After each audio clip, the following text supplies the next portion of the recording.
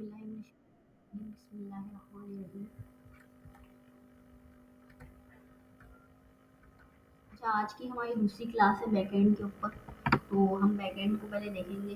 तो अच्छा, जो पिछली क्लास हुई थी वो तो रिकॉर्डिंग नहीं हो पाई थी उसकी, लेकिन मैं जो है आपको पिछली क्लास का थोड़ा ओवरव्यू दे देती हूँ ताकि जो लोग नहीं आए थे तो उनको इस बात का पता चले कि नोड जेएस है क्या। अच्छा, सबसे पहले तो देखिए, नोड जेएस जो है ना वो हमारे बैकएंड के लिए इस्तेमाल किया जाता है। ठीक है, बैकएंड को लिखने के लिए नोड जेएस इस्तेमाल किया जाता है। एक क्लाइंट साइड होता है, एक सर्वर साइड होता है।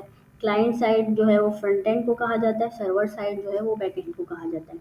तो बैकएंड को लिखने के लिए हमें जो चीज़ रिक्वायर्ड है वो है नोड जेएस। अच्छा, नोड जेएस जो है ना वो ये काम करता है कि जावा स्क्रिप्ट को ना ब्राउज़र के ऊपर रेंडर, मतलब जावा स्क्रिप्ट जो है, हाँ, हाँ, रिकॉर्डिंग ऑन है, रिकॉर्डिंग ऑन है। ठीक है, तो जावास्क्रिप्ट को जो है ना वो ऐसा होता था कि जावास्क्रिप्ट आपको मैंने बताया था कि गूगल क्रोम ने जो है V8 इंजन लॉन्च किया था, जो कि जावास्क्रिप्ट को बहुत फास्ट बना देता है। अच्छा, नोड जेएस जो बनी हुई है ना वो C++ के ऊपर बनी हुई है। अच्छा, तो ये चीज़ बनी हुई है कि भाई जावास्क्रिप्ट जो है ना वो ब्राउज़र के बगैर जावास्क्रिप्ट का जो कोड है वो एग्जी। अच्छा, ये अच्छा, हमारी की आवाज़ आ रही थी, कोई बात नहीं। अच्छा, मैं ये कह रही थी कि जैसे ही जो है वो जावास्क्रिप्ट जो है वो ब्राउज़र पे रेंडर होती थी पहले, तो इससे क्या होता है कि ब्राउज़र के बगैर जावास्क्रिप्ट का कोड है वो एग्जीक्यूट हो रहा होता है। आप अपने जो है सर्वर बना सकते हैं, सारी चीज़ों को आप कर सकते हैं। ठीक है, नोड जेएस के साथ।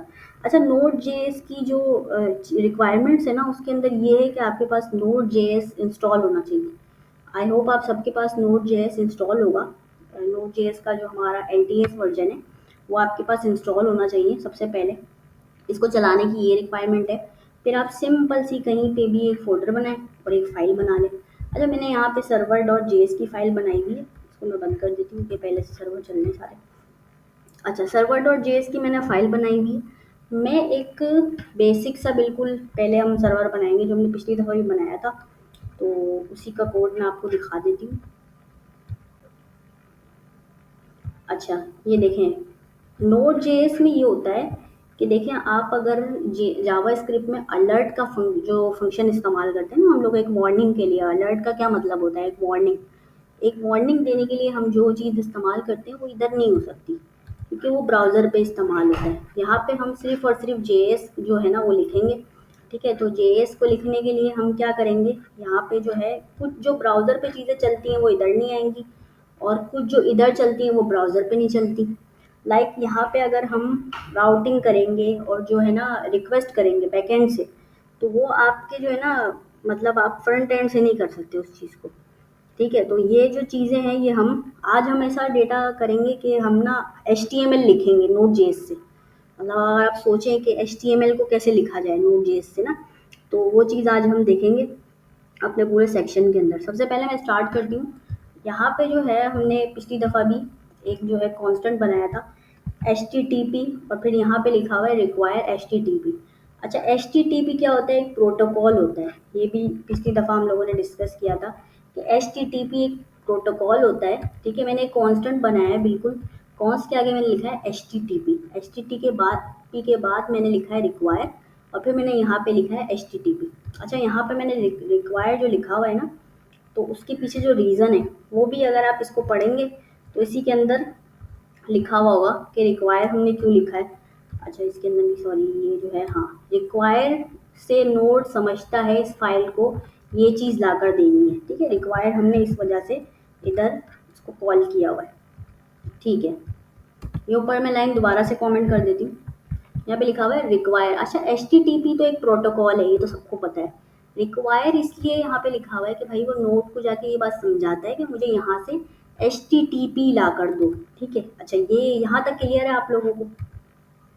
ये जो मैंने एक लाइन बताई क्लियर है आपको सबको? चलिए अब आगे चलते हैं हम।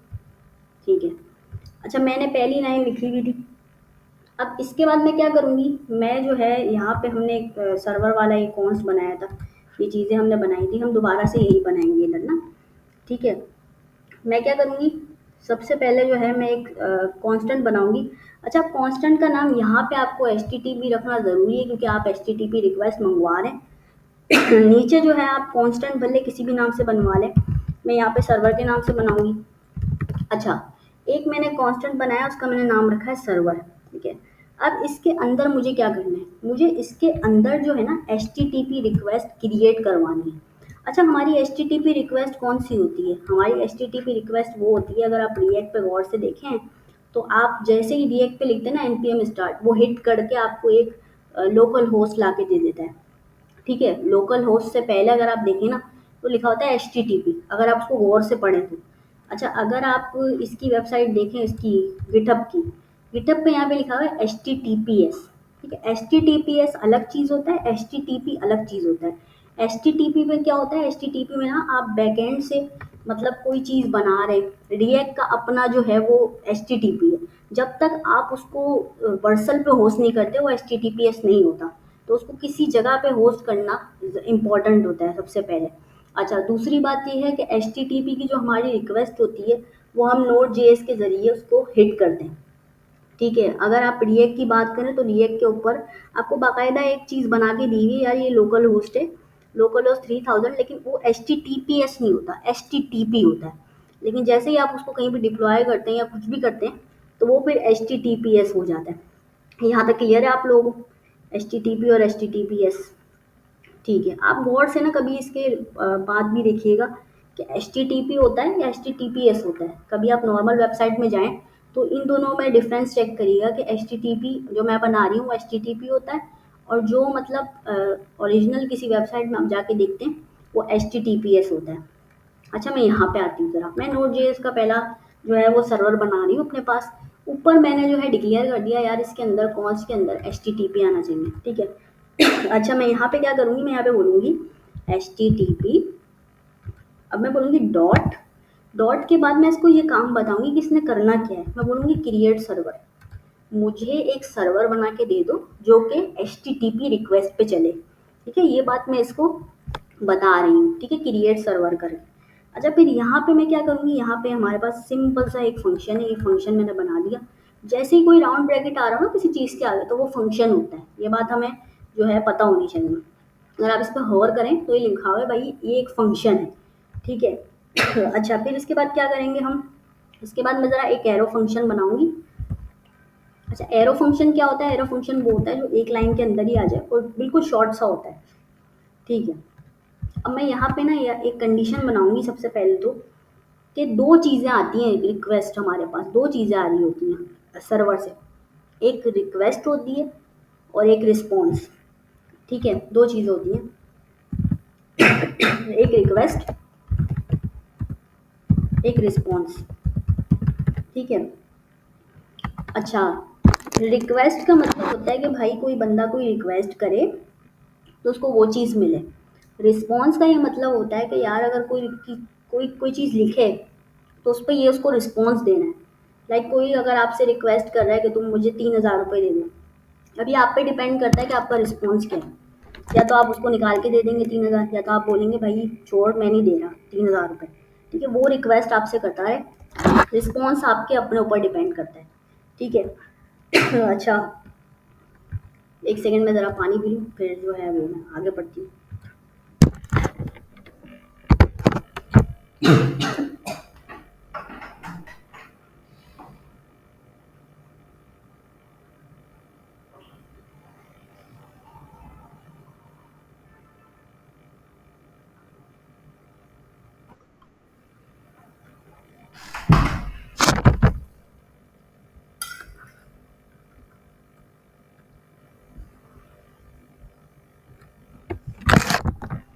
अच्छा, तो मैं रिक्वेस्ट और रिस्पॉन्स का बता रही थी। तो रिक्वेस्ट जो है वो चीज़ होती है कि भाई किसी ने आपसे रिक्वेस्ट करी कि आप उसको 3000 रुपये दें। अब आपकी मर्ज़ी, आप उसको कोई भी रिस्पॉन्स करें, या तो आप उसको रिस्पॉन्स करेंगे कि भाई बाद में दे दूंगा, या तो बोलेंगे कि भाई तुमने रखवाए थे मेरे पास जो मैं तुम्हें दे दूँ।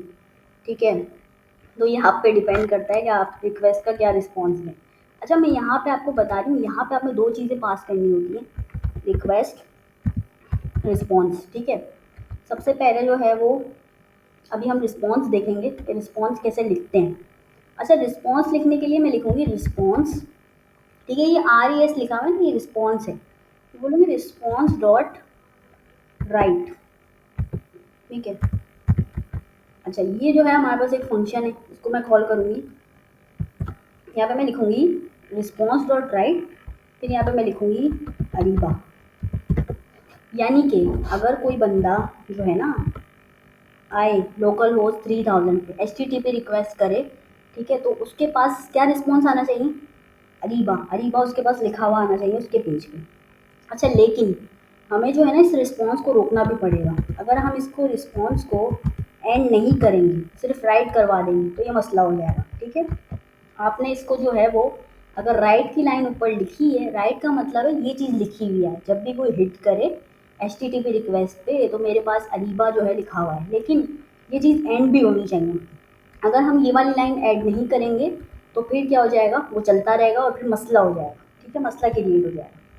अच्छा, अब मैं क्या करूँगी, अब मैं बोलूँगी, नीचे आऊँगी मैं, अब मैं बोलूँगी सर्वर, सर्वर के बाद मैं यहाँ पे बोलूँगी डॉट लिसन। यानी कि लिसन का जो फंक्शन है उसके अंदर हम ये चीज़ डिक्लेयर कर रहे होते हैं कि आपने कौन सी पोर्ट पे ये रिक्वेस्ट करनी है कि उधर अरीबा लिखा हुआ है, ठीक है? तो मैं यहाँ पे लिखूँगी भाई 3000। अच्छा, हमारे पास जो पोर्ट स्टार्ट होती है वो होती है 3000 से लेके 9000 तक, ठीक है? ये हमारी पोर्ट स्टार्ट 3000 से होती है। जब भी आप रिएक्ट का प्रोजेक्ट बनाते हैं तो कभी भी ऐसा नहीं होता कि आप जो है 3000 से पहले 2000 से स्टार्ट होगी, हमेशा वो पोर्ट स्टार्ट होती है 3000 से। अच्छा, ये बताएं यहाँ तक क्लियर है सबको? हाँ, 3000 रुपये अगर आपके पास नहीं है तो आप कोई रिस्पॉन्स ही नहीं देंगे, है ना? ये भी सही बात कही है नजम ने। 3000 रुपये अगर आपकी जेब में नहीं है तो कोई आप उस बात का रिस्पॉन्स ही नहीं देंगे। अच्छा, ये आप सबको क्लियर है? छोटा सा कोड हमने लिखा है, ये बैकएंड का कोड है, ठीक है? अच्छा, यहाँ पे मैंने लिखा है रिस्पॉन्स डॉट राइट, यानी कि ये रिस्पॉन्स लिखो जब भी HTTP लोकल होस्ट 3000 पे कोई बंदा हिट करे तो उसको क्या लिखा हुआ है, उसको लिखा है अरीबा, ठीक है? अब मैं ज़रा यहाँ पे टर्मिनल पे जाती हूँ। टर्मिनल पे जाने के बाद, अच्छा मैं यहाँ पे कमांड प्रॉम्प्ट ही खोल देती हूँ। कमांड प्रॉम्प्ट मैंने यहाँ पे खोल लिया। अब मैं लिखूँगी इधर नोड, गैप देने के बाद मैं यहाँ पे बोलूँगी सर्वर, क्योंकि मेरी फाइल का नाम सर्वर है, और फिर मैं बोलूँगी .js, एंटर दबा दिया मैंने। अच्छा, ये इस एक जगह स्टक हुआ है ना, इसका ये मतलब है कि ये चल रहा है, ठीक है? अब ज़रा मैं इधर आती हूँ, 3000 इसको रिफ्रेश किया, यहाँ पे क्या लिखा हुआ है, यहाँ पे क्या लिखा हुआ आ गया अरीबा। यानी कि इसने ये चीज़ हिट कर ली कि जो है हमारे पास क्या आना चाहिए, अरीबा आना चाहिए। अच्छा, अगर मैं यहाँ पे अरीबा की जगह कुछ और लिख दूँ कि भाई कैसे हैं, ठीक है? यहाँ पे ये लिख दूँ। अच्छा, अब मैं ज़रा इसको रिफ्रेश करती हूँ। देखें, अब मेरे पास ना ये फ़ौरन से नहीं लिखा हुआ है। मैं क्या करूँगी, पहले तो अपना ये बंद कर दूँगी, लोकल होस्ट भी बंद कर दूँगी। अब मैं क्या करूँगी, दोबारा से यहाँ पे लिखूँगी नोड सर्वर डॉट जेएस, ठीक है? ये रुक गया। अच्छा, यहाँ पे ये फॉर्म हटा देते हैं हम। यहाँ पे लिखा है कैसी हैं, ठीक है? मेरे हिसाब से ये चीज़ चल रही है। HTTP रिक्वेस्ट कौन सी हो रही है, 3000। तो 3000 पे जैसे ही मैंने हिट किया तो ये वाली बात यहाँ पे लिखी हुई आ गई है कि भाई जो मैंने यहाँ पे राइट किया वही लिखा हुआ आ गया, ठीक है? अब ये बताएं, आपको ये चीज़ समझ में आ गई सबको? जी जी बिल्कुल निशान, रिकॉर्डिंग चल रही है हमारे पास, कोई मसला नहीं है। क्लियर है ये चीज़ सबको? अच्छा, अब देखें, ज़रूरी तो नहीं है ना कि जो बंदा आया है हमारे पेज पे, वो ज़रूरी तो नहीं है कि भाई स्लैश पे ही रिक्वेस्ट करे। स्लैश क्या होता है, हमारा होम पेज, ये तो सबको पता है ना? अच्छा, सही है, मारिया का मैसेज मैंने अभी देखा है, चलिए कोई मसला नहीं है। अच्छा, देखें, आप लोगों को पता है ना कि स्लैश के जो बात है वो कौन सा होता है, होम का होता है। जब भी कोई स्लैश की बात करता है तो वो किसकी बात कर रहा होता है, होम की बात कर रहा होता है। अब देखिए, मैंने जो है ना सिर्फ रिस्पॉन्स बनाया है, रिक्वेस्ट को मैंने जो है ना देखा तक नहीं है, उस बेचारी को मैंने इग्नोर किया हुआ है, ठीक है, तो आज हम लोग जो खेलेंगे ना वो हम खेलेंगे रिक्वेस्ट के साथ। रिस्पॉन्स तो सबको समझ में आ गया कि यार ये वाला है तो इस पे ये रिस्पॉन्स देना है। आज हम रिक्वेस्ट के साथ खेलेंगे। अच्छा, देखें, सबसे पहले तो ना मैं एक कंडीशन बनाऊंगी सबसे पहले कि यार अगर कोई इस यूआरएल पे रिक्वेस्ट करे ना जाके तो तुम इसको ये वाली चीज़ राइट करके दे दो। ठीक है, तो सबसे पहले हमें इसके लिए चाहिए चीज़ें कुछ। अच्छा, कोई आया है? अच्छा, देखिए ये फिर लेट आए काफ़ी। अच्छा, अच्छा, ये मैं आप लोगों से कह रही हूँ कि सबसे पहले जो है ना हमें जो है वो ये चीज़ देखनी पड़ेगी कि यार कोई बंदा आ रहा है तो वो ऑब्वियसली मुझे उसको रिस्पॉन्स तो करना ही है, उसके साथ वो कुछ रिक्वेस्ट भी तो करेगा। अब यूज़र आया है होम पेज पे, तो वो होम पेज की रिक्वेस्ट कर रहा है ना मुझसे कि मुझे होम पेज दिखाओ। जब अबाउट पे जाएगा तो अबाउट की रिक्वेस्ट करेगा कि मुझे अबाउट का पेज दिखाओ। ठीक है, सबसे पहले मैं आपको एक चीज़ बता देती हूँ यहाँ पे कि भाई रिक्वेस्ट को हम कैसे चलाएंगे। ठीक है, रिक्वेस्ट के लिए मुझे कुछ मैं कंडीशन बनाऊंगी एल्स इफ वाली। एक होता है इफ एल्स, एक होता है एल्स इफ। एल्स इफ के अंदर क्या होता है कि अगर ये बात नहीं हुई तो ये वाली बात, फिर ये वाली बात, फिर दूसरी वाली बात। मतलब अगर सपोज करें आप, इफ एल्स में क्या होता है, इफ एल्स के अंदर ये होता है कि अगर, जैसे मैं एक बात कह रही हूँ कि शफक है। ठीक है, मैं कह रही हूँ शफक अगर जो है ना आज मुझे 1000 रुपये देगी। ठीक है, शफक, फिर एल्स में ये बात आ गई कि यार शफक नहीं देगी, या तो मुझे देगी या तो नहीं देगी। अच्छा, मैं एल्स इफ भी तो बना सकती हूँ कि भाई कोई उसको उधार दे दे, फिर वो मुझे 1000 रुपये दे दे, है ना। मैं ऐसी बात भी तो कह सकती हूँ ना, एल्स इफ भी कह सकती हूँ। या तो फिर ये कह सकती हूँ कि भाई वो कैश मुझे भेज दे। तो ये एल्स इफ के अंदर ये होता है कि कंडीशन पे कंडीशन फिर कंडीशन, एक साथ बहुत सारी कंडीशन आप चला सकते हो। तो वो एल्स इफ में चला जाता है। इफ एल्स में ये होता है कि सिर्फ दो बातें, या तो इफ चलेगा या तो एल्स चलेगा। एल्स इफ में ये होता है यार ये कंडीशन भी हो सकती है, ये कंडीशन भी हो सकती है, उसके बाद कोई दूसरी कंडीशन भी हो सकती है। 10-15 कंडीशंस आपके पास हो सकती हैं कि यार ये नहीं तो ये रीज़न होगा, ये नहीं तो ये रीज़न होगा। ठीक है, अच्छा, ये मैं आपको रियल लाइफ एग्जांपल से इसे समझा रही हूँ ताकि आपको ज़्यादा अच्छा समझ आए। अगर आप कोई जो है वादा कर लें किसी से, ठीक है, कोई आप वादा कर लें कि मैं इसको 1000 रुपये दे दूँ। अच्छा, आपने 1000 रुपये देने का वादा कर लिया, लेकिन आपके पास, या तो आप उसको 1000 रुपये देंगे इफ़, या एल्स, या तो आप नहीं देंगे। या तो आप एल्स इफ कर दें कि यार मेरे पास पैसे आएंगे ना तब मैं दे दूँ, या किसी से उधार लेके दे दूँ, या तो फिर जो है ना वो मतलब रात तक दे दूँ। तो ये भी ना else if else if else if चलता जाता है। मैं यहाँ पे क्या करूँगी, एल्स इफ की कंडीशन चलाऊंगी। ठीक है, पहले तो मैं एल्स इफ की कंडीशन में भी पहले इफ बनाना पड़ता है। ठीक है, ऐसे ही नहीं होता। अच्छा, मैं क्या करूँगी, सबसे पहले ना मैं ये जो मेरा कोड लिखा हुआ है खूबसूरत सा, इसको मैं कॉपी कर लूँगी। ठीक है, अब सबसे पहले मैं बनाऊँगी एक कंडीशन, मैं लिखूँगी इफ़, अगर। अच्छा, कंडीशन बनाने के बाद, अब कंडीशन बनाने के बाद ना मैं कर्ली ब्रैकेट्स लगाऊंगी। यहाँ पे ये वाला कोड डाल दिया मैंने यहाँ पे इसको बताया नहीं कि मेरी कंडीशन क्या है। मैं कह रही हूँ अगर रिक्वेस्ट यूआरएल, इसका मतलब ये है कि अगर मेरे यूआरएल पे रिक्वेस्ट आए, क्या रिक्वेस्ट आए, क्या रिक्वेस्ट आए, स्लैश की, यानी कि कोई अगर होम पेज देखना चाह रहा है, वो इस चीज़ को हिट कर रहा है, तो मेरे पास यूआरएल पे क्या रिक्वेस्ट आ रही है कि मुझे होम पेज दिखाओ। ठीक है, अगर ये रिक्वेस्ट आ रही है रिक्वेस्ट डॉट यूआरएल, तो आपको क्या लिखा हुआ आएगा आपके पास कि कैसी है। ठीक है, होम पेज पे हमारे पास क्या लिखा हुआ आएगा, कैसी है। अच्छा, ये कैसी है की जगह ना मैं यहाँ पे लिख देती हूँ हेलो। ठीक है, मेरे पास पहली रिक्वेस्ट आई है कि भाई अगर स्लैश पे कोई बंदा हिट कर रहा है तो उसके पास क्या लिखा हुआ आना चाहिए, उसके पास लिखा हुआ आना चाहिए होम। ठीक है, अब मैं क्या करूँगी, अब मैं नीचे इसी के नीचे एक और कंडीशन बनाऊँगी। एक और कंडीशन ऐसे बनाऊँगी कि यार अगर कोई फॉर्म है, ठीक है, अगर मुझे यहाँ पे HTML लिखनी है, नोट जेएस के साथ अगर मुझे, मैं सपोज कह रही हूँ कि मुझे HTML लिखनी है तो मैं कैसे लिखूँगी। आप लोग खुद अपने ज़हन से सोचिए कि मैं कैसे लिखूँगी। अगर मैं यहाँ पे, मुझे सिर्फ मेरे पास एक ही फ़ाइल है सर्वर वाली, और कोई भी फ़ाइल नहीं है, अगर मुझे इधर HTML लिखनी है तो मैं कैसे लिखूँगी। अच्छा, तो अभी ना हम इसके अंदर HTML लिखने वाले हैं।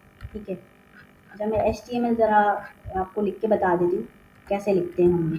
अच्छा, यहाँ पे पहली स्लैश तक आप लोगों को क्लियर है, ये जो मैंने पहला इफ लिखा है सबको क्लियर है। चलिए, गुड हो गया, ज़बरदस्त। अच्छा, देखिए स्लैश पे जब बंदा जाए तो क्या लिखा हुआ है, हेलो लिखा हुआ है। अब नीचे मैं आती हूँ, मैं कहती हूँ यार एल्स इफ भी तो होना चाहिए ना, कोई और कंडीशन भी तो हो सकती है। अच्छा एल्स इफ, अब मैं बोलूँगी एल्स इफ, ठीक है। इसके आगे भी मुझे ब्रैकेट देने पड़ेंगे और फिर इसके बाद ये कर्ली ब्रैकेट्स होंगे। अब मैं सेकंड कंडीशन बना रही हूँ। सेकंड कंडीशन क्या होगी? सेकंड कंडीशन हमारे पास ये होगी कि भाई अगर सपोज़ करें कि कोई फॉर्म है, कोई फॉर्म पे हमारे पास क्या-क्या होता है? हमारे पास एक इनपुट होता है, एक बटन होता है, इस पे हम क्लिक जैसे ही करते हैं, तो वो फॉर्म जाके सबमिट हो जाता है किसी न किसी जगह पे। ठीक है? तो मैं सबसे पहले एक ऐसा फॉर्म बना रही हूँ कि यार जब भी कोई स्लैश फॉर्म पे जाके हिट करे तो उसको एक छोटा-सा एचटीएमएल का जो है ना इनपुट दिखे और एक बटन दिखे छोटा। ठीक है? मैं ये कंडीशन बनाना चाह रही हूँ। अच्छा, अब मैं क्या करूँगी? अब मैं इधर आऊँगी, मैं यहाँ पे आने के बाद एक और एल्स इफ लिखूँगी। यहाँ पे मैं लिखूँगी कि यार बिल्कुल सेम यही चीज़ लिखेंगे हम, रिक्वेस्ट डॉट यूआरएल। जैसे यूआरएल पे रिक्वेस्ट है, अच्छा कौन से यूआरएल पे रिक्वेस्ट आए, मैं बोलूँगी स्लैश फॉर्म। जैसे इस फॉर्म के यूआरएल पे रिक्वेस्ट आए तो आपने क्या करना है, आपने जो है कुछ राइट करना है। अच्छा मैं ज़रा ना इसी को कॉपी करके इधर पेस्ट कर देती हूँ नीचे। अच्छा क्या राइट करना है हमें, अच्छा मैंने 4 लगा दिए, सॉरी 3 लगाएंगे हम।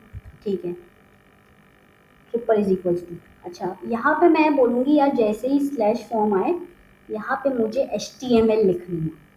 अच्छा एच टी एम एल के अंदर हमारे पास जो है टैग्स होते हैं बहुत सारे ना, H1 होता है, H2 होता है, बहुत सारे टैग्स होते हैं। मैं ये कह रही हूँ यार इधर जैसे ही कोई मतलब राइट मैं यहाँ पे कराऊँ कोई टैग, मैं सबसे पहले जो है फॉर्म के लिए मुझे फॉर्म का टैग चाहिए होगा। मैं यहाँ पे लिखूँगी फॉर्म। ठीक है, ये मैंने इसको जो है बंद कर दिया फॉर्म को। अच्छा फॉर्म को बंद करने के बाद मैं यहाँ पे जो है ना लिखूँगी इनपुट। अच्छा इनपुट जो है ना वो सेल्फ क्लोजिंग है, इनपुट सेल्फ क्लोजिंग टैग है तो वो ऐसे ही बंद हो जाएगा। अब मैं यहाँ पे लिखूँगी कि इनपुट के बाद एक हमारे पास इनपुट होगा, एक हमारे पास फॉर्म का टैग होगा, एक हमारे पास बटन होगा। जैसे ही यूज़र इस पे क्लिक करे तो क्या चीज़ आए, तो उसके पास यार चीज़ आए कि जो है ये फॉर्म जो है वो इसके अंदर कुछ ना कुछ डेटा चला गया है।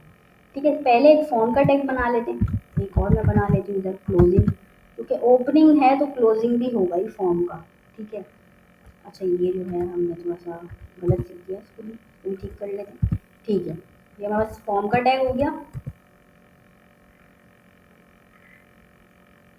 अच्छा फॉर्म के टैग के पास ही मुझे एक बटन भी बनाना पड़ेगा, लाज़मी सी बात है, बटन। अब बटन का जो है ओपनिंग है तो बटन का क्लोजिंग टैग भी होगा ही, लाज़मी सी बात है। बटन का भी मैं क्लोजिंग टैग बना लेती हूँ, बटन। ठीक है, बटन का मैंने ओपनिंग बनाया और बटन का मैंने क्लोजिंग बनाया। अच्छा, अब इसके अंदर ना कुछ मुझे लाज़मी सी बात है कोई टेक्स्ट भी तो देना पड़ेगा ना, कि वो आके यूज़र ने जो है कुछ लिखना है, कुछ करना है तो मुझे कुछ ना कुछ टेक्स्ट भी उसको देना पड़ेगा। मैं यहाँ पे लिखूँगी ये बटन जो है ना सबमिट होना चाहिए जब भी कोई यूज़र आए। अच्छा, बटन जो है वो सबमिट होना चाहिए, एक फॉर्म होना चाहिए। अच्छा फॉर्म के अंदर मैं जो है ना यहाँ पे बोलूँगी कि यार फॉर्म जो है ना उसका मेथड आप रख दें पोस्ट। फॉर्म का आप मेथड रख दें पोस्ट। ठीक है, जब भी कोई आए तो फिर क्या हो, फॉर्म जो है वो सबमिट करवा सके, कोई बंदा आए बस वो फॉर्म सबमिट करवा सके। अभी हमारा सिर्फ इतना ही जो है ना पर्पज़ है इसको करवाने का। ठीक है, अच्छा मैं यहाँ पे ना एक इनपुट है, लाजमी सी बात है, तो इनपुट को मैं जो है वो ज़रा नाम दे देती हूँ, इनपुट का नाम दे देती हूँ डेटा।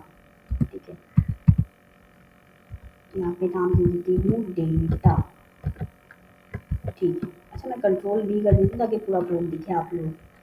सही है, मैंने यहाँ पे जो है वो एक यूँ समझे HTML लिखी है, पूरी HTML है, इसके अंदर कुछ भी खास नहीं है, पूरी HTML मैंने यहाँ पे लिखी है एक लाइन के अंदर। लेकिन अगर मैं इसको चलाऊँ ना तो ये रेंडर नहीं होगी।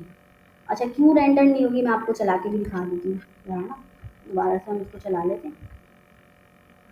इसको हम कमांड प्रॉम्प्ट, इसको मैं लिखती हूँ नोड सर्वर डॉट जेएस। ठीक है, अब ज़रा मैं जाती हूँ इधर, इधर मैं लिखती हूँ फॉर्म। ये देखें, ये रेंडर नहीं हुई, ये सिर्फ जो है ना टैग लिखे हुए आ रहे हैं।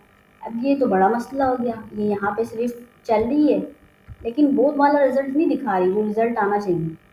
मतलब HTML में तो आपको पता है ना रिजल्ट कैसे आ रहा होता है। यार अगर मैंने बोला है कि मुझे बटन चाहिए, तो लाज़मी सी बात है बटन मुझे दिखना चाहिए ना कहीं पे। ये सिर्फ़ और सिर्फ़ एक स्ट्रिंग जो है दिखाया जा रहा है और उसके अंदर जो है ये चीज़ें आई जा रही हैं। अब ये तो कन्फ्यूज़न का बाइस बन गया। अच्छा, अब ये कन्फ्यूज़न का बाइस बन गया कि यार एक चीज़ आ तो रही है, लेकिन समझ नहीं आ रही कि इसके अंदर HTML कैसे आएगी। तो मैं आपको इसका तरीका बताती हूँ। इसके अंदर यहाँ पे हम लिखेंगे कि यार रिस्पॉन्स डॉट सेट हेडर। अच्छा, सेट हेडर क्या करता है? सेट हेडर के अंदर हमें 2 चीज़ें बतानी होती हैं HTML की। ठीक है, पहले तो हमें कंटेंट का टाइप बताना होता है। पहले हमें बोलना होता है एक कंटेंट आएगा, ठीक है? कंटेंट, ठीक है? टाइप, इसके बराबर में हमें बताना होता है कि वो किस फॉर्मेट में आएगा। वो आएगा HTML के फॉर्मेट में। ठीक है, नाउ अब ज़रा जाके इसको हिट कर दें। अच्छा, मुझे सर्वर फिर से चलाना पड़ेगा क्योंकि नोडमोन नहीं है ना हमारे पास अभी तक।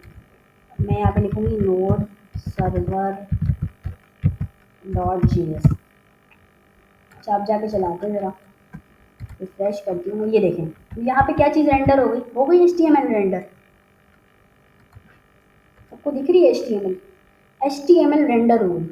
सिर्फ सेट हेडर का जो टैग था वो हमारे पास मेन टैग है कि यार इसके अंदर मैं बताऊंगी कि ये जो है ना ये HTML की चीज़ आ रही है।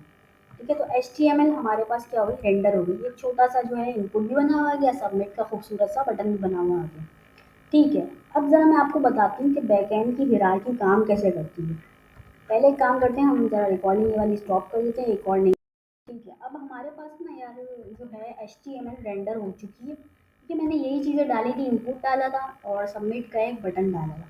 ये सारी चीज़ें चल रही हैं। जो हमारा चलाने का जो मेन जो टैग है ना, जो इस चीज़ को चला रहा है, वो ये वाला टैग चला रहा है, सेट हेडर वाला। जिसके अंदर मैं ये बात बता रही हूँ कि मेरी कंटेंट जो है, कंटेंट का टाइप क्या होगा। एक तो टेक्स्ट आएगा, वो किस में आएगा, HTML में आएगा। ये दोनों चीज़ें पास करना इधर ज़रूरी है। ठीक है, और ये सबसे ज़्यादा जो चला रहा है उसको, वो ये चला रहा है HTML को। ठीक है, अब मेरे पास HTML चल गई खूबसूरती से, यहाँ पे दिखाई भी दे रही है। अच्छा, मैं ज़रा क्या करती हूँ, क्लिक करके इधर इंस्पेक्ट में जाती हूँ। इंस्पेक्ट में जाने के बाद, अच्छा इंस्पेक्ट में जाने के बाद यहाँ पे आपको एलिमेंट का दिख रहा है, एलिमेंट के बराबर में कंसोल दिख रहा है, कंसोल के बराबर में सोर्सेज, सोर्सेज के बराबर में नेटवर्क। अच्छा, मैं नेटवर्क पे क्लिक करती हूँ। मैंने यहाँ पे, आप लोग गौर से देखिएगा, नेटवर्क पे क्लिक किया हुआ है। ठीक है, ये सबको दिख भी रहा होगा। अब मैं यहाँ पे लिखती हूँ अरीबा। अच्छा, लेकिन पहले ना मुझे एक रिक्वेस्ट एक और बनानी पड़ेगी कि अगर ये अरीबा मतलब कोई बंदा सबमिट करा रहा है और कोई पेज फाउंड ना हो, तो ज़रा उसको टेक्स्ट भी तो दिखाओ ना यूज़र को कि यार ये चीज़ फाउंड ही नहीं हो रही है। अच्छा, मैं यहाँ पे ज़रा एल्स एक और बना लेती हूँ, एल्स। अच्छा, एल्स में मैं बताती हूँ कि यार ये जो है ना इसके अंदर राइट कर दो नॉट फाउंड 404। अच्छा, कभी आपने देखा है कोई पेज पे आप क्लिक करें और वो जो है मतलब फाउंड नहीं हो रहा होता। कभी आपने नोट करा है, किसी पेज पे आप क्लिक करें और वो नहीं आ रहा होता, तो उस पर आ रहा होता है 404। ठीक है, नॉट फाउंड, ये चीज़ आ रही होती है। अच्छा, मुझे इसको एंड भी कराना पड़ेगा। ये एल्स बनाना इसलिए ज़रूरी है क्योंकि यहाँ पे जो है ना वो हमें दिखाई भी दे सारी चीज़ें। अच्छा, मैं क्या करूँगी, मैं इसको फिर बंद कर देती हूँ, इसको सेव कर लेती हूँ पहले। इसके बाद मैं यहाँ फिर से आती हूँ, इसको फिर से ऑन करते हैं, node server dot G S. Enter दबा दिया मैंने अब। अच्छा, अब मैं दोबारा से जाती हूँ, रिफ्रेश करती हूँ इस चीज़ को। ठीक है, यहाँ पे आपको एक नेटवर्क का टैब दिख रहा होगा इधर। अच्छा, यहाँ पे कुछ भी नहीं है नीचे, अगर आप मैंने इसको इसको रिफ्रेश किया ना, कुछ भी नहीं है इधर। मैं यहाँ पे लिखूँगी अरीबा, अरीबा। सबमिट पे क्लिक करूँगी। जैसे ही सबमिट पे क्लिक करूँगी, यहाँ पे देखिए क्या लिखा हुआ है। तो यार एक रिक्वेस्ट चाहिए, स्टेटस 200, फॉर्म पे मेरे पास एक रिक्वेस्ट आई है। ठीक है, ये क्या रिक्वेस्ट आई है, एक रिक्वेस्ट आई है। अच्छा, ये ज़रा गौर से देखें इधर ज़रा, इसके यहाँ पे हेडर लगे लिखा हुआ है यार एक फॉर्म पे रिक्वेस्ट आई है 3000 पे। रिस्पॉन्स क्या आ रहा है उसका, उसका रिस्पॉन्स कुछ भी नहीं आ रहा अभी तक। ठीक है, अभी उसका रिस्पॉन्स कुछ भी नहीं आ रहा क्योंकि वो रिक्वेस्ट तो बन गई है लेकिन उसका रिस्पॉन्स अभी नहीं जा रहा। मैंने सिर्फ जो है वो, क्योंकि सबमिट का टैग नहीं बनाया, सबमिट के टैग पे कुछ नहीं परफॉर्म किया हुआ, इसकी वजह से वो मुझे कुछ भी रिस्पॉन्स यहाँ पे डिलीवर नहीं कर रहा। अगर मुझे यहाँ पे जो है वो सबमिट कराने के बाद किसी को कुछ दिखाना है, कोई चीज़ दिखानी है, तो मुझे उसके लिए भी ना उसका जो है वो रिस्पॉन्स बनाना पड़ेगा। ठीक है, अब वो कैसे बनेगा, वो भी हमें बनाना पड़ेगा। सबसे पहले तो मैं क्या करूँगी, मैं इसी को दोबारा से कॉपी करूँगी।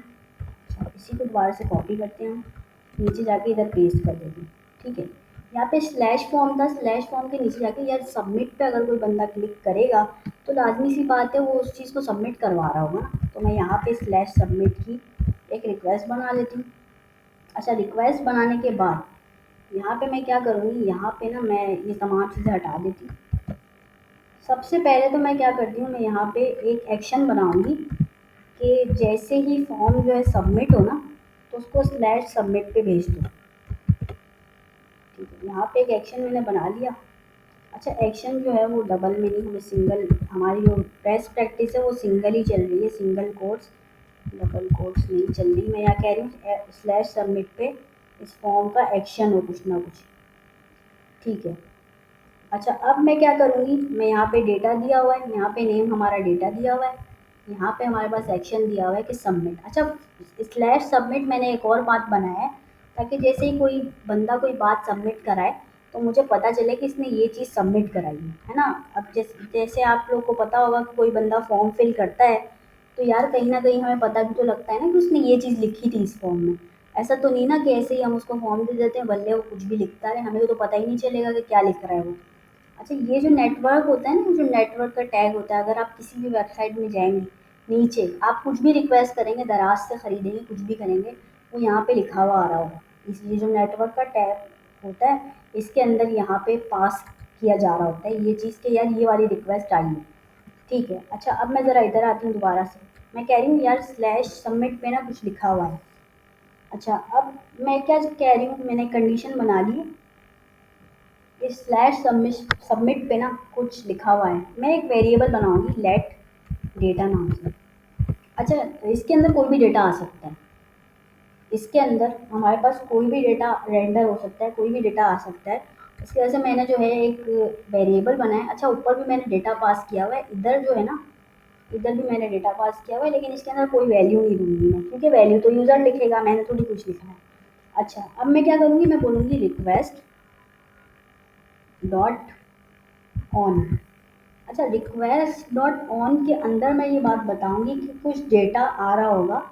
अच्छा, डेटा हमेशा आ रहा होता है, वो पता है किस में आ रहा होता है, चंक में आ रहा होता है। किसी को चंक का पता है, चंक क्या चीज़ होता है?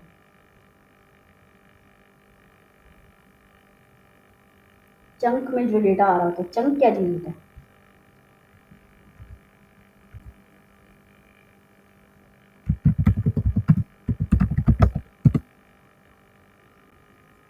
अच्छा, यहाँ पे हम चलते हैं चंक में ना। ठीक है, देखें, चंक कहते हैं कि भाई यहाँ पे लिखा हुआ भी है small manageable piece of data. ठीक है, जो कि क्या चीज़ सेट कर रहा होता है, लार्जेस्ट डेटा सेट। ठीक है, ये जो है ना चंक कहलाता है। चंक क्या होता है, a chunk is a piece of data. अच्छा, ये स्ट्रीम के तहत जो है ना, स्ट्रीमिंग के तहत जो है वो ये चंक जो है ना ये डेटा पास कर रहा होता है। ठीक है, अच्छा चंक जो है वो एक ग्रुप को भी कहते हैं, पीस को भी कहते हैं। ठीक है, ये चंक इस चीज़ को कहा जाता है। यहाँ पे भी हमारे पास ना डेटा पास हो रहा है चंक में। तो मैं क्या करूँगी, मैं बोलूँगी यार जो डेटा पास हो रहा है वो ज़रा मुझे डेटा ला के तो दिखाए ना। तो सबसे पहले मैं क्या करूँगी, रिक्वेस्ट डॉट ऑन के बाद यहाँ पे मैं बोलूँगी, तो यहाँ पे आएगा डेटा। ठीक है, डेटा के बराबर में अब मैं बोलूँगी कि डेटा आएगा चंक में। तो मैं ज़रा चंक लिख भी देती हूँ। ठीक है, डेटा चंक लिख देती हूँ मैं यहाँ पे। अच्छा, चंक्स में डेटा आएगा तो मुझे बताना पड़ेगा कि भाई डेटा डॉट चंक को हिट करो। ठीक है, डेटा डॉट चंक को हिट करो। अच्छा, मैं डेटा डॉट चंक भी लिखूँगी, यहाँ पे मैं लिखूँगी प्लस इज इक्वल्स टू। ठीक है, यहाँ पे मैं लगाऊंगी एक operator plus is equals to कि अगर डेटा आए तो डेटा और चंक दोनों चीज़ मुझे दिखाओ। अच्छा, अब मैं यहाँ पे ना क्योंकि डेटा आ रहा है तो डेटा को मुझे लाजमी सी बात है कि एंड भी करवाना पड़ेगा। मैं क्या करूँगी कि भाई मैं बोलूँगी रिक्वेस्ट डॉट ऑन, यहाँ पे मैं बोलूँगी एंड की रिक्वेस्ट करूँ, यानी कि एंड भी मुझे इसको कराना पड़ेगा, क्योंकि जैसे ही हम कोई चीज़ स्टार्ट करते हैं तो हमें आपको पता है कि उस चीज़ को एंड भी करवाना होता है, वरना वो क्या होता है चलता रहता है। ये बात मैंने आपको पहले भी बताई है। अब मैं यहाँ पे क्या करूँगी, कंसोल डॉट लॉग, इसके अंदर मैं बोलूँगी डेटा। ठीक है, यहाँ पे मैंने डेटा लिख दिया। अब मैं लिखूँगी कि यार अगर डेटा आए तो लाजमी सी बात है मुझे उसका रिस्पॉन्स भी दिखाओ ना कि क्या आया। तो रिस्पॉन्स डॉट राइट, यहाँ पे मैं लिखूँगी डेटा रिसीव। ठीक है। अच्छा, ये हमने सबसे एक सबमिट की एक रिक्वेस्ट बनाई है कि जैसे ही डेटा आए तो आप मुझे डेटा भी दिखाओ कि कौन सा डेटा आया है। ठीक है, एक नॉट फाउंड का हमने बना लिया है, एक हमने ये बना लिया, हमारा पूरा कोड बिल्कुल ठीक है। अब मैं क्या करती हूँ, अब मैं ज़रा इसको फिर से चलाना पड़ेगा मुझे। मैं इसको फिर से बंद करती हूँ और मैं इधर फिर से इसको चलाती हूँ। टर्मिनल ऑन करते हैं हम। यहाँ पर लिखते हैं नोड सर्वर डॉट जीएस। अच्छा, अब मैं ज़रा चलती हूँ लोकल होस्ट 3000। यहाँ पे एक फॉर्म है। अब मैं जाती हूँ ज़रा इंस्पेक्ट में। इंस्पेक्ट में जाने के बाद नेटवर्क में जाती हूँ। नेटवर्क में जाने के बाद यहाँ पे मैं लिखती हूँ अरीबा। अरीबा में हम सबमिट करवाती हूँ। सबमिट हो गया ये। ठीक है, पेंडिंग स्टेट में है लेकिन सबमिट लिखा हुआ आ रहा है। अब मैं ज़रा इधर चलती हूँ दोबारा से। यहाँ पे क्या लिखा हुआ है, डेटा अरीबा मेमन, यानी कि अरीबा मेमन का डेटा हमें कहाँ से रिसीव हुआ है, कहाँ से रिसीव हुआ है हमें, ये हमें रिसीव हुआ है बैकएंड से। मैंने बैकएंड के ज़रिए फ्रंट एंड लिखवाया, लेकिन मुझे ये डेटा कहाँ से रिसीव हो रहा है, ये बैकएंड से मुझे ये डेटा रिसीव हो रहा है। इसकी स्टेट क्या है, पेंडिंग है। अच्छा, पेंडिंग स्टेट है। अब अगर मैं ज़रा इसको स्लैश सबमिट पे चली जाऊँ, स्लैश सबमिट, ठीक है, कह रहा है ओके रिक्वेस्ट है, कोई मसला नहीं है, क्योंकि हमारे पास जो है डेटा नीचे लिखा हुआ भी आ गया और डेटा उधर पहुंच भी गया। ठीक है, सारा डेटा पहुंच भी गया, लिखा हुआ भी आ गया, यानी कि हमारा फॉर्म एज सच क्या हो गया, सबमिट हो चुका है हमारा फॉर्म। अच्छा, मैं ना ज़रा जो है वो अच्छा इस पर क्लिक करते हैं, हम रिस्पॉन्स में क्लिक करते हैं। अच्छा, ये रिफ़्रेश इस वजह से बार बार हो रहा है क्योंकि ये जो है ना वो अच्छा, लेकिन हमारे पास ओके लिखा हुआ आ रहा है, इसका ये मतलब है कि एपीआई चल रही है और काम हमारा हो रहा है। और यहाँ पे अरीबा भी लिखा हुआ आ रहा है, भाई सबमिट तो हो गया है, सबमिट हो गया है, लेकिन लिखा हुआ कहाँ आ रहा है, कंसोल में लिखा हुआ आ रहा है। ठीक है, ये बताएं ये चीज़ क्लियर है आपको, ये जो अभी तक जितना पढ़ा क्लियर है सब कुछ। अच्छा, आज ना हमारे पास इसका माइक खुला है।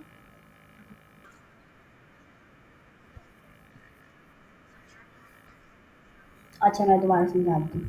अच्छा, रिक्वेस्ट डॉट ऑन के अंदर मैंने ये बोला कि अगर मेरे पास रिक्वेस्ट एक ऑन हो रही है, एक रिक्वेस्ट आ रही है, तो उसके अंदर कुछ ना कुछ डेटा भी आ रहा होगा। ठीक है, तो डेटा आ रहा है, मैं कह रही हूँ कि यार ये जो डेटा आ रहा है वो ज़रा डेटा मुझे दिखाओ। ठीक है, अब डेटा का जो फॉर्म होगा वो चंक में आएगा। ठीक है, तो चंक में आएगा, मैं बोलूँगी यार डेटा जो है वो चंक में ला के मुझे दिखाओ।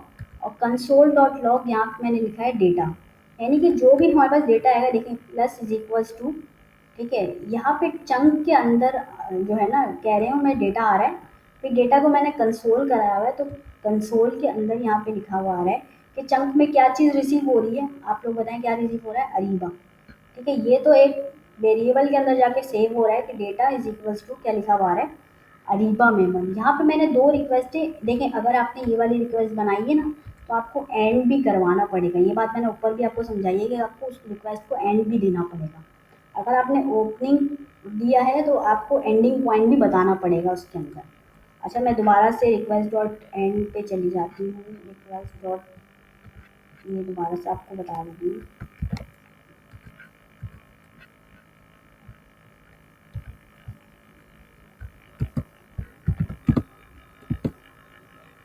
ठीक है,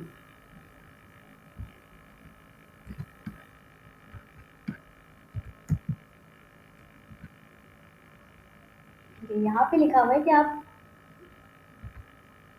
हमने एक रिक्वेस्ट दी है, हमारे पास बहुत सारे वैसे इधर हैं कि आप रिस्पॉन्स भी दे सकते हैं, रिक्वेस्ट भी दे सकते हैं, सारी चीज़ें आप करवा सकते हैं। ये ऑन की रिक्वेस्ट से हम क्या करा रहे हैं कि यार सबमिट के अंदर कोई डेटा आए तो वो डेटा ज़रा मुझे ला के कंसोल पे दिखा दो कि इस बंदे ने ये डेटा भेजा हुआ है। कि अच्छा, मेरे पास ना अभी तक ये राइट नहीं हुआ था, मेरे पास अभी भी वो रिफ्रेश ही हो रहा है। ये चीज़ राइट नहीं हुई कि इधर जो है ना वो सबमिट हुआ है। तो सबमिट में यहाँ पे अगर मैं मेमन लिखूँ सिर्फ, सबमिट करा दूँ, ठीक है, तो यहाँ पे अभी तक ना लिखा हुआ नहीं आया कि डेटा रिसीव हो गया, लेकिन हमारे पास एज सच डेटा रिसीव हो चुका है। मेमन का भी डेटा आ रहा है और अलीबा मेमन ये भी डेटा आ चुका है। ये तो मैंने जो है वो कहा था, ये बात कही थी कि जैसे ही कोई डेटा कोई बंदा कुछ सबमिट कराए, ठीक है, कोई बंदा कुछ सबमिट कराए तो वो यहाँ पे आके हिट होगा, इधर आके हिट होगा और कंसोल में मुझे बताएगा कि इसने जो है ये डेटा भेजा है। तो यहाँ पे आके ये मुझे बता रहे हैं, लेकिन अगर आप सर्वर से देखना चाह इधर से देखना चाह रहे हैं ब्राउज़र से, तो ब्राउज़र में आपके पास ये फॉर्म है, फॉर्म के अंदर ही ना लिखा हुआ आ रहा है, इधर लिखा हुआ आ रहा है कि कुछ ना कुछ सबमिट हुआ है। अच्छा, क्या सबमिट हुआ है यहाँ पे लिखा हुआ आ रहा है, केयर कनेक्शन जो है ये ऑन ही है, और क्या ये एक रिक्वेस्ट आई हुई है इधर। अगर आप दराज से भी कुछ खरीदेंगे तो उस पर भी सेम यही चीज़ इम्प्लीमेंट हुई होती है कि कुछ ना कुछ आप रिक्वेस्ट कर रहे होते हैं, जैसे ही आप उसके नेटवर्क में जाके देखेंगे तो आपके पास लिखा हुआ आ रहा होगा कि आपने कौन सी प्रोडक्ट खरीदी है।